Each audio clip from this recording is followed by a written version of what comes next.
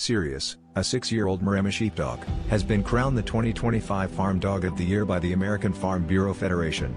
This prestigious award highlights Sirius's crucial role in safeguarding a herd of miniature therapy horses. These horses are not just any farm animals, they bring comfort and healing to individuals in hospitals, hospice programs, assisted living facilities, and even to veterans and first responders. Sirius's diligent work ensures the safety and well-being of these therapeutic horses, making a significant impact on countless communities by facilitating joy and healing where it's needed most.